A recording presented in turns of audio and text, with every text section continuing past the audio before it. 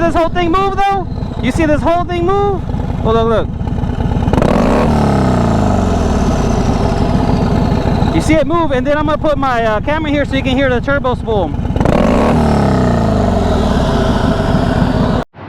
All right, everyone, welcome back to the channel. Like I said, I just wanted to give that initial ride intro, if you will, on my just this beast here. I'm at a loss for words. Every time I ride this bad boy, and I'm just gonna turn the camera around for this, but every time I ride this bad boy, I just go into nirvana, you know, or I just disconnect from the world, and I'm just in my thoughts. So some people call that meditation, some people call that just bliss. I don't know, but oh, okay, enough about that. All right, so what I wanted to cover today was if the Trask Turbo, number one, is reliable, second, the fuel consumption, and the last thing I said was oh, does it get hot? Does it get hot? Okay, so I'm gonna cover those just kind of briefly.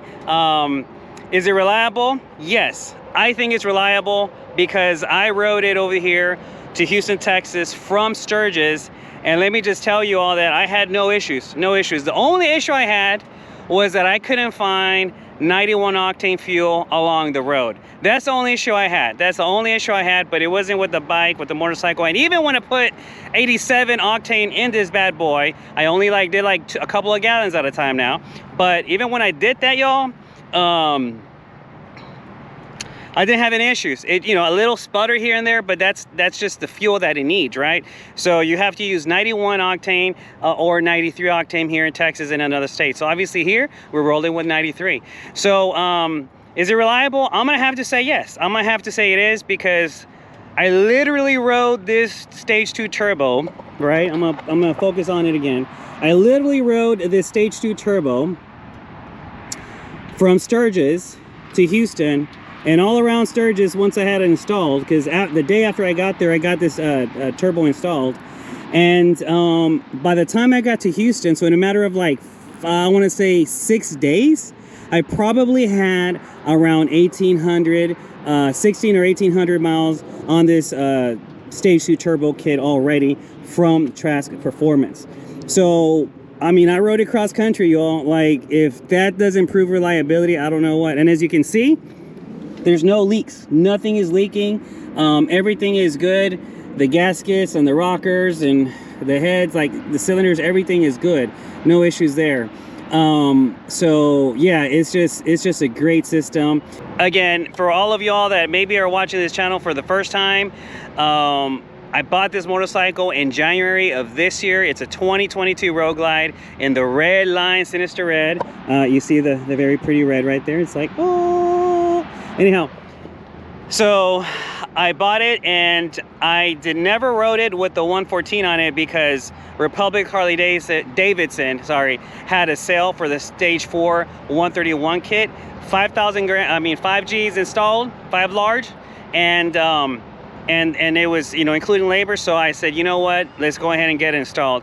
That didn't include the Screamin Eagle tuner because it was under warranty, or the exhaust, and like an air filter cover or something. But I have videos on that on previous videos I've gone, so I encourage you all to just go back and check out my videos on that. So that's how I started his life, and that's how my relationship with my speed demon over here started. So that's why I had it, and I had 7,888 miles before I converted into what it is today, right? So I rode the 131 Stage 4 kit all under warranty. At the time I was getting 125 horsepower, and I was looking at the dyno graph, and I was actually getting 137 wheel horsepower. I mean, I'm sorry, torque on the end. So 125 and 137 torque. And I rode it, and it was great. I never had any issues with it. The only thing I had was I had an error code because it wasn't turning on, but then eventually it did turn on the side of the road when I was helping a fellow motorcyclist. So, you know, it is what it is. But no good deed goes unpunished. But other than that, I mean, it was just great. I didn't have any issues, and of course, it was under warranty. Oh, I take that back. On the way to Sturgis, and go check out that video, I did have an oil leak on the pipe, or the line that goes off the rear cylinder right here. I don't know if you can see. It was kind of lovely where the ground cable is, right down back there. rear cylinder hose right there. It had a leak, but it was taken care of under the warranty that I was on with Republic. I'm sorry, with Harley Davidson in general. And Maverick Harley Davidson over in Dallas is the one that, I mean, I just rode up there and I was in and out in a couple of hours, and it was a good time. So anyway, oh, and again, shout out to my man Kelly B. If you're watching, I met him over there. He's another fellow YouTuber, and you know, it was, you know, just awesome, guys. If you're watching this, man, nothing but love your way, bro. But anyhow, so I rode it all the way to Sturgis, right? And I will mention that I also have the carbon fiber wheels here, right? The Alpha rotors, and I got a bunch of other goodies that are escaping me right now, but I rode it just like this to Sturgis. I mean, well, I came back like this from Sturgis, but I rode it with the 131 Stage 4 kit, and there's a little Stage 4 badge in there, kind of just creeping. I hope it comes out in the video. So, yes, it's reliable in my opinion. Now, I'm pushing a lot of horsepower. I'm not gonna say how much, and I'm not gonna say how much torque yet, because I'm actually going to separate various dyno people here in the Houston area, and here we got a lot. And I'm gonna compare the dynos. Some are WinPeg 7, some are WinPeg 8, some are more familiar with the Thundermax tuner, and some are not. Because it's just how it is, right, in the industry. So I have those. That's another video I'm going to compress into one, just to show what the different dyno graphs and dyno errs kind of show, right? So, but I can tell you, put it like this: the rear wheel. Let me say this: the last place I took to get dynoed, the dyno room smelled like burnt rubber, but the graph wasn't jumpy. So I mean, it smelled like burnt rubber. So the wheel is just going too much for that, at least that dyno jet machine there. So I'm pushing a lot. So all that to say that I'm gonna have a lot of performance upgrade parts coming.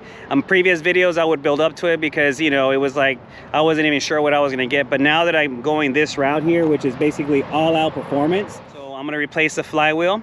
I'm gonna replace the clutch. Obviously the compensator. I have a whole chain kit situation coming, so we got all that. But anyway, I'm getting off the topics here because I'm just so excited. But anyhow, so yes, it's reliable. Number two, does it use up a lot of fuel?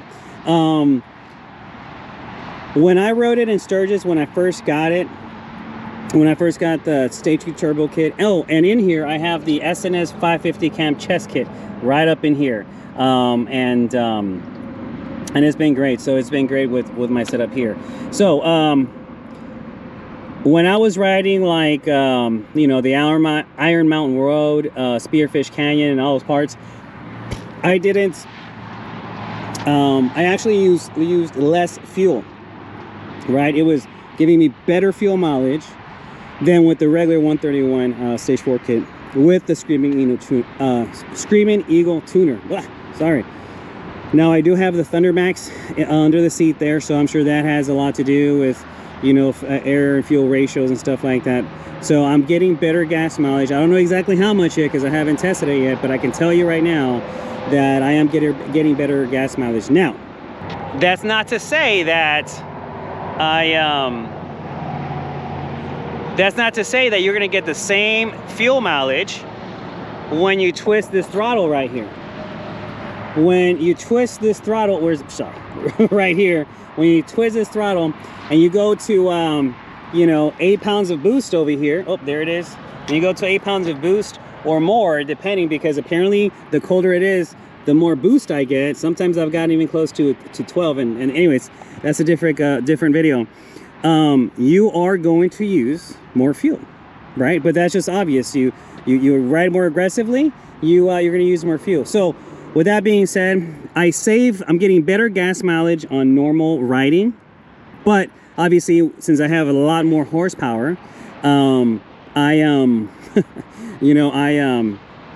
burn more fuel faster, obviously, when you're going with the bigger injectors, got new spark plugs and all that good stuff. So let me know if y'all want me to kind of go into detail of what each piece has. I do have another video coming out where Erick from Trask Performance kind of goes through the you know, the parts and what, you know, kind of explains the turbos in better detail. So that is another video I have coming that's in the queue.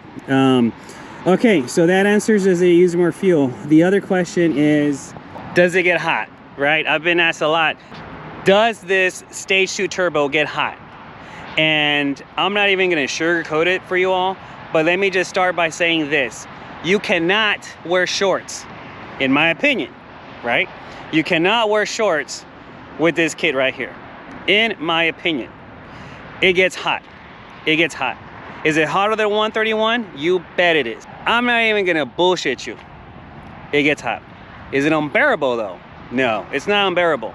This turbo kit here is very well designed, in my opinion. I said I rode it all the way from Sturgis, South Dakota, which is a 1,300-mile one-way trip, plus all the stuff that I did in Sturgis, and plus all the riding I've had here. So I've ridden this for, I don't know, I probably got about 3,000 miles on it, if not a little bit more, since I had it installed. And that's within 1 month, you all.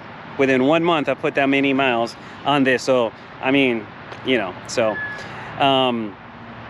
but yeah, so it gets hot. And I just want to tell you all that because I you know, I was forewarned that it does get hot, but it's not unbearable. And that's the best way to explain it. Now, there's a few things that you might want to know is that the exhaust ends right here, right? So you don't have any backpipes coming out there. And I don't mind the look back there, by the way. But when you sit down, let me see if I can get this. When you sit down and you're at this angle, obviously the exhaust comes out right here a little bit more, or a lot a bit more, but a little bit more, right? And the floorboards actually have some extensions that are installed right here to compensate for this turbo right here. So so yeah, so you get some extensions there to come out. But I mean, you know, I'm 5'8", I got 32 inseam, and I've been fine. I can still flat foot it and all that good stuff. But yeah, but it does get hot. All right, y'all, this is where I'm gonna end this video here. And you know what? I was like, let me just end this video by starting this bad boy up. What y'all think? Should I start this bad boy up right now and give it a good little rev? Yeah, let's do it. I heard you, by the way. This is my favorite part of the day, everybody.